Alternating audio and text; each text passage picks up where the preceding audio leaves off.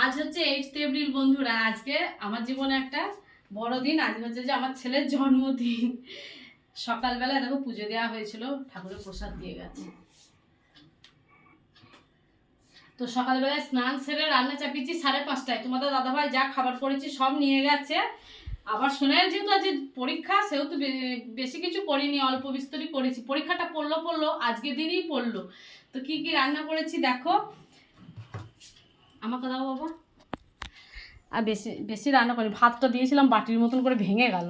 লেবু, আচ্ছা বেগুন, শাক ভাজা, বেগুন ভাজা, পটল ভাজা, কুমড়ো ভাজা, আলু ভাজা, মাছ ভাজা, আর এটা হচ্ছে একটু মাছের তেল ভাজা। এখানে হচ্ছে মুগের ডাল, পটল আলুর তরকারি, মাছের ঝাল, আমের চাটনি, মিষ্টি আর পায়েস। তো আজকে রান্না করেছি। আজকে সোনাইয়ের জন্মদিন। তোমরা সবাই ওকে আশীর্বাদ করবে, ও পরীক্ষাটা যেন ভালোভাবে দেয় আর ও যেন জীবনে অনেক বড় হতে পারে।